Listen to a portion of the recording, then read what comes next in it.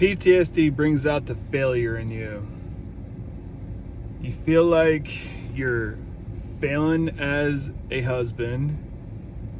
You're failing as a father. You're failing at your job. And you're failing at everything in your life. All right, real quick, my name's Josh Barker. I was in the Army for 13 years. I was in Special Forces for 10 years. I deployed to Iraq and Afghanistan twice. Along with those deployments, I saw some shit, like a lot of people do. I was exposed to a lot of death, exposed to a lot of trauma, a lot of gunfights, but also when I came back to the States, I saw a lot of people having issues with adapting, including myself. After a while, you realize a lot of the symptoms you have when you're in Afghanistan, you brought those back home with you. Also, you bring back things you didn't have before. You brought back irritability, anger. You're easily overstimulated. You're easily overwhelmed. You don't know how to adapt to your situations or your surroundings. A lot of things you don't know how to handle anymore. And that comes across as PTSD, right? You develop PTSD, and for me that meant anger and irritability. Now, I'm not a person that yells at anyone. I never fight anyone. I don't abuse anyone, but I get irritable. And I get irritable relatively easy. Most of the time, I just bottle it up, right? I don't want to affect anyone, so I bottle it up. To the point where other people notice that I'm either being short or closed off. I separate myself from other people. You know, I go into the bedroom, take long showers, trying to fix myself. But I know it affects other people. By me trying to not affect people, I affect people. It's ironic, right? I hate the fact that I sometimes put people in a bad mood. That's not easy for me to admit. But when you come home from a deployment, or even as a cop, when you see trauma often, you take that shit home. And you don't know how to deal with it. You don't know how to handle it. You don't know how to process it. So you just shut it down and bottle it up. I get irritable often, and my kids sometimes take that on. My kids see that in me, and we've had a lot of discussions where they know how I am. And I don't yell unless it's like a safety thing. They're not listening. Like, I rarely yell, but with me being stern, they take that seriously. I don't spank. Not that I'm against it. I just don't need to. Sometimes I just look at them and it just fixes it, right? I spank them when they're young, so I don't have to when they're older. I spank them when they're young, and they listen. Therefore, now I don't have to deal with the major issues, right? I look at them, we have a discussion, they know not to do it again. They get grounded, take stuff away, whatever. So that's how I handle my kids now. But a situation happened yesterday, And I struggled last night with feeling like a failure because of my PTSD. So two of my kids weren't listening, and I had told them repeatedly to do a chore, right? It's summer break. That means more chores because you're at the house longer. So you should have more responsibilities if you're not going to do anything all day. So they have chores. A couple of the younger ones weren't listening. So with me disciplining them, I took away their screen time. For the next day and a half, they weren't going to have screens. All right, cool, whatever. Nighttime comes. They usually watch their shows before it's bedtime. Well, they weren't able to because I took away their screens. I'm sitting there decompressing, watching my show. I get like an hour a day. That's it, right? I don't sit on TV for too long, but usually an hour, maybe two if it's been a long day to decompress. My younger two started throwing a fit. Right there, when I said no screens, boom, meltdown. Bawling, and I was like, nope, we're not going to have it. Go upstairs and do that if you're going to cry. Because to me, I know what they're doing. Manipulation, right? They're trying to get their way by manipulating me by crying. Not going to happen, not going to have the effect that they want. They cry, and all of a sudden, they refuse to listen. They don't go upstairs. And then my oldest daughter, so that's my youngest son, my youngest daughter, both crying. And then this is 9 o'clock at night. This is pretty close to bedtime anyways. Then my other daughter, I tell her to, go turn the light on for them upstairs because they couldn't see. And it's their bedroom. So she goes up there. Now she's having an emotional meltdown. And I know it's because they've all been having too many screen times since the summer started. Well, me getting agitated, I just ignore it, but I bottle it up, right? Tell them, hey, go somewhere else if you're going to cry. And I'm all about them expressing themselves. They should be able to express themselves. They're kids. They don't really know how to process all these emotions that they're experiencing, but I want them to be able to experience it at the same time without manipulating me. There's a fine line, but I'm trying to figure that out with allowing them to express themselves. So I tell them go express themselves upstairs in their room. And now all three of them are bawling. And I'm like, what is going on? All I did was discipline them from not listening earlier. And then it's starting to set in. They want to talk to their mom. Okay, cool. Talk to your mom on the phone. And then you start feeling like a failure as a father. You start blaming your PTSD symptoms. Would it be like this if I wasn't irritable? Man, I'm not gonna lie. I was fucked up last night because it felt like I was failing as a father. And having the kids 95% of the time, I'm exhausted. They're all in sports. They're always busy all the time. I don't really have any time to myself. And we're always busy running around. My days off consist of grocery shopping, trying to get some workout time in.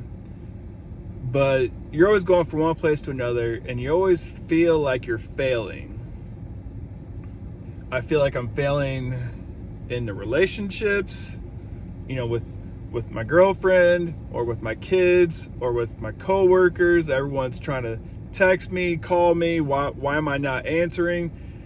One of the things that I realized coming back from Afghanistan, I know a lot of people can relate to this that came back from Afghanistan or deployment, is you don't want to talk on the phone. I'm kind of going off on a tangent, but it goes with the relationships. You kind of are burned out, right? You get exhausted and burned out, and then you start talking to less and less people over time. So relationships take effect on this, and you start blaming your irritability, you start blaming your PTSD, You start blaming your anger issues, and you feel like a failure. You feel like you're failing everything. And PTSD makes you feel that way. And I've had these issues since I came back from Afghanistan. I always felt like I wasn't good enough. Wasn't good enough as a Green Beret. Wasn't good enough as a husband, as a father, boyfriend, all the things. As a cop, I always feel like a failure because you get irritable, you have anger issues. I don't ever take out my anger issues on people, but you still feel like a failure. And then my son came home last night from baseball practice, and he noticed that I was affected. And my son's very much like me, man. He's an empath. He wears his heart on his sleeves. He genuinely wants to help people when he sees that they're hurt. And he's sitting there eating dinner. It's late at night. And he's like, Dad, do you want a hug? Again, man, I was fucked up, right? Trying to hold my shit together. And I was like, nah, man, I'm good. And it's something about the PTSD and the irritability that it's hard to talk. It's hard to express yourself. It's hard to talk. And it's hard to be physical. And that fucks me up a lot too, because any relationship I'm in, or even with my kids, when these issues arise, it's hard for me to be affectionate. It makes affection even harder. And I know that impacts the relationship. But it's also the same way with my kids. Most times, it takes me recognizing that my kids are really upset for me to break down those walls and to be affectionate to them. Once I realize they're affected by me, it's like the irritability and the anger melt off of me, and I'm able to give them a hug. And I feel a lot better afterwards. But it isn't until I see that it melts away. And so last night he's like, Dad, you need a hug? I'm like, nope, I'm good.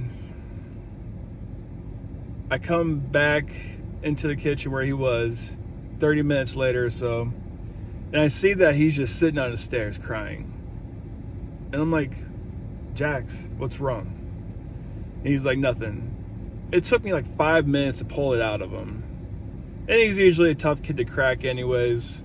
He doesn't like talking about his problems. And I force him to talk because I know he's going to feel better. And I know bottling it up makes it worse.